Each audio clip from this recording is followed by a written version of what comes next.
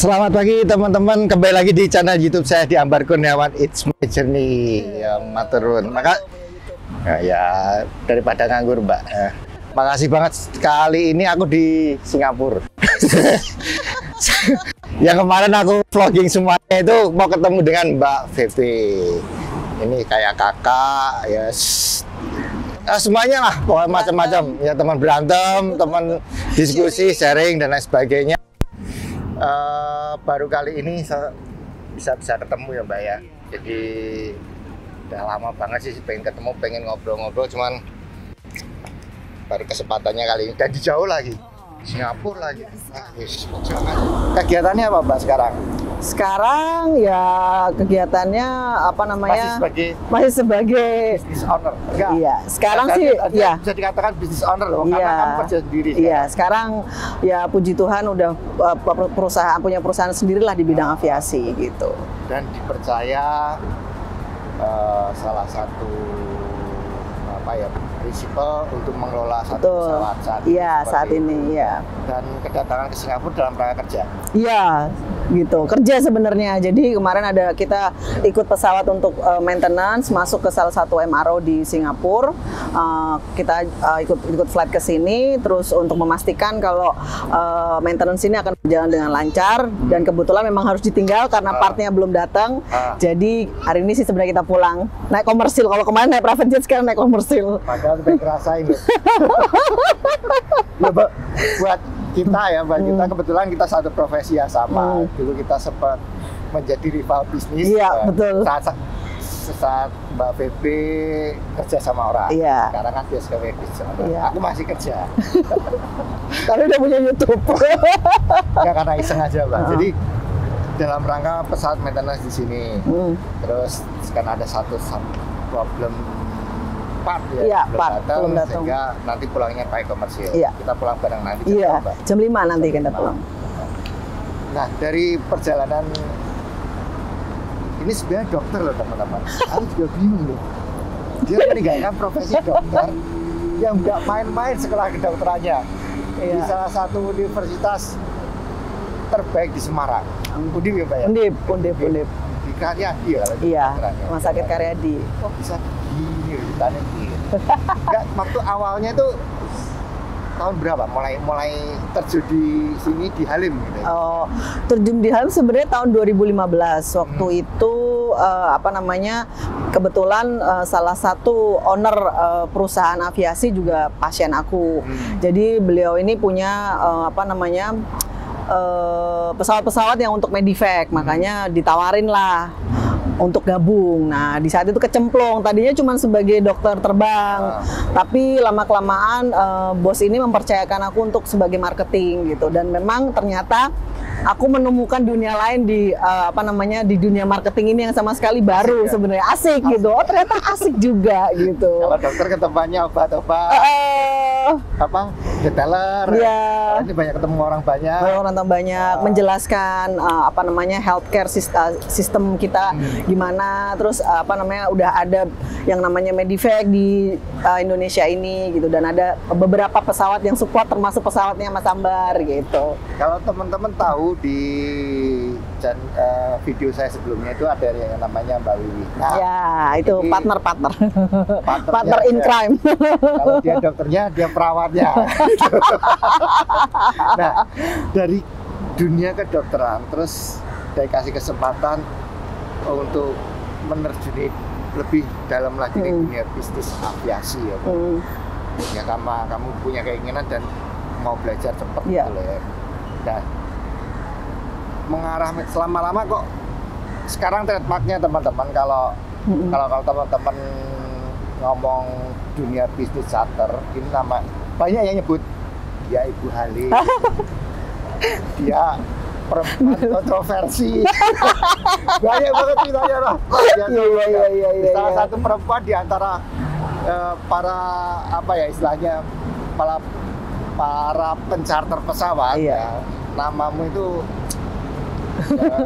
bukan gak asing lagi ya begitu. Waduh, kalau ketemu siapa? Oh, saya sudah sama Bu VP. Waduh, Semarang ya, pasti seperti itu. Nah, untuk belajar begitu tuh mulainya dari step apa, Mbak? Iya itu, jadi sebenarnya ya mungkin aku berterima kasih sama bosku yang sebelumnya ya kan, yang pertama kali mengenalkan aku dunia aviasi karena beliau ini men-challenge aku untuk berhadapan dengan orang gitu. Aku sebenarnya nggak terlalu senang berhadapan langsung dengan orang, terus ngobrol ibaratnya networking itu kayaknya bukan aku banget gitu kan. Tapi ternyata beliau ini kayak memunculkan ternyata gitu sisi-sisi dari aku yang memang aku bisa bangun networking, bangun trust ke orang gitu. Akhirnya bisa untuk meyakinkan untuk pakai servis kita gitu. Jadi berawal dari itu sebenarnya sih Mas. Jadi networking begitu kenal ya. Dan memang kan kalau untuk klien-klien Medivac ini kan kebetulan orang yang memang bisa lah untuk pesawat terbang untuk bawa pasien gitu kan, selain juga asuransi. Nah mungkin berawal dari beliau-beliau inilah nanti mereka akan nanya, oh kalau misalnya selain bawa orang sakit bisa nggak bawa orang biasa VIP untuk terbang, saya mau ke sini bisa diaturkan. Nah mulai dari situ saya explore lagi gitu. Betul gitu, bisnis tuh betul gitu. Oh ternyata ada toh yang memang mau bisnis trip pakai pesawat terbang sendiri gitu kan, private jet. Jadi ya dari situ mulai mengaturkan dan memang sih ya jatuh bangunnya luar biasa, tapi banyak pelajaran yang bisa didapat lah dari situ. Memang untuk bisa mengetahui secara keseluruhan bisnis ini, perusahaan penerbangan, kalau nyebutnya kan kita AOC ya, Aircraft Operator Certificate. Nah, itu jadi kalau bis itu biasanya PO teman-teman, PO, kalau ini AOC. Nah kalau ngomong dulu seperti itu sampai udah mau aja kadang-kadang sama masih bertanya ya Mbak ini gimana Mbak, kalau ini gimana, Mbak Pepe bisa menjelaskan ke aku itu kita oh ternyata gitu, belajarnya dari mana?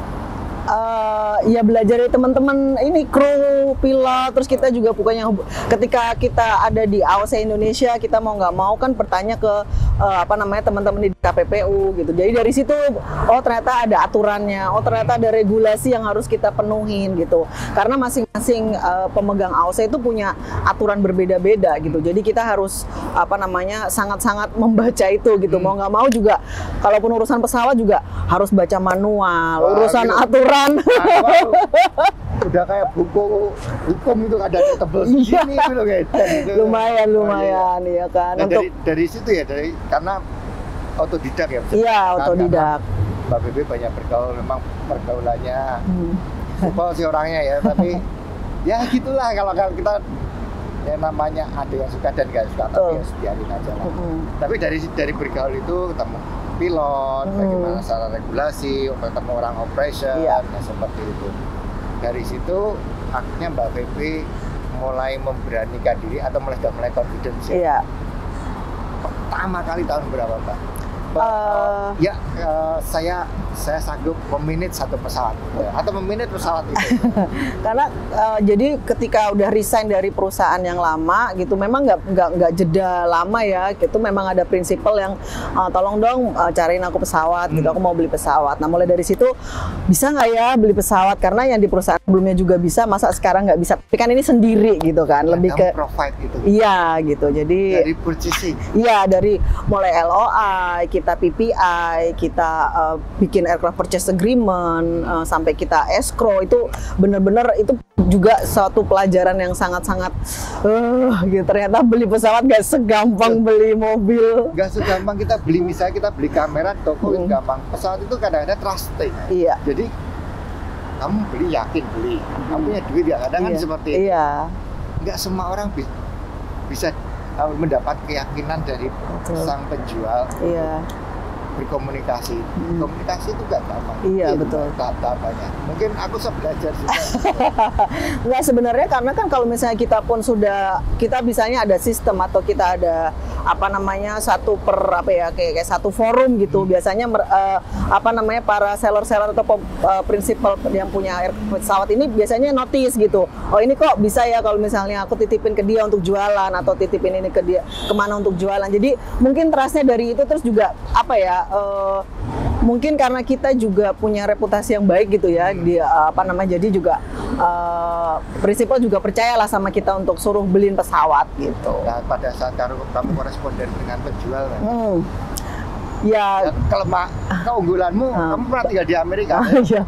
Jadi komunikasi ya, bahasa itu sangat penting kan, gitu. Ya. Betul. Memang sih, tapi ya karena apa namanya, mostly itu kalau yang jualan pesawat kan di Amerika nih gitu kan. Jadi nggak enaknya itu kita punya different time yang sangat panjang gitu kan, di sini pagi, di sana malam ya kan. Jadi kita kadang-kadang nunggu balasannya itu lama gitu. Tapi semua bisa dikomunikasikan by email sih. Dan aku selama ini ya beli pesawat itu nggak pernah datang untuk cari apa namanya point to point. Aku selalu by email ketika ada, misalnya aku lihat kita kan ada beberapa web di internet yang kita bisa cari, kalau bisa cari internet gitu yang legit gitu kan. Nah, kita bisa coba-coba komunikasi, ini dijual berapa, kita bisa nego. Nanti kalau misalnya ownernya bilang ya udah apa namanya, kirim LOI-nya aja, baru kita draft LOI gitu. Sesuai dengan bergennya kita, tawaran kita berapa sih. Nanti kalau di approve ya langsung kita mulai ke next selanjutnya gitu. Seberapa secinta itukah dengan pekerjaan ini? Finally ya, sangat mencintai gitu. Jadi kayak udah apa ya, kayak jadi apa ya, karena gini sih, aku merasa dengan bidang yang aku punya sekarang dan aku gelutin sekarang, banyak manfaat buat orang lain gitu. Jadi banyak orang yang aku bisa jadi saluran buat mereka gitu. Itu sebenarnya yang bikin aku tuh makin seneng di sini gitu, karena apa yang kamu lakukan menjadi berkat. Betul. Iya gitu. Jadi bermanfaat lah buat orang lain gitu, buat teman-teman, buat ya mungkin yang ketika kemarin nggak ada pekerjaan, terus mereka akhirnya punya pekerjaan, itu suatu kebahagiaan tersendiri gitu yang nggak bisa diungkapkan lah gitu. Betul. Rasanya, dan bahkan kantormu tuh open buat siapa aja. Iya, betul. Betul. Sumpah, kantornya dia tuh nggak pernah sepi teman-teman, nggak pernah sepi orang, nggak pernah sepi makanan. Jadi kalau teman-teman ada pengen program penggemuk, ya datang aja kantornya. Betul. Kadang juga teman-teman yang memang lagi, maksudnya broker-broker gitu juga, aku pakai kantor ya buat meeting. Kita juga open sih. Kita nggak, benar gitu. Jadi, saya bilang, Mbak ini siapa? Oh, temen. Oh, nggak pernah ini. Oh, ternyata cuma meeting dan gitu. Tapi luar biasa dengan pemikiranmu seperti itu, sehingga apa ya, kamu happy, kamu sangat mencintai dunia aviasi, terus bisnisnya juga gitu. Tantangannya apa? Wah, banyak.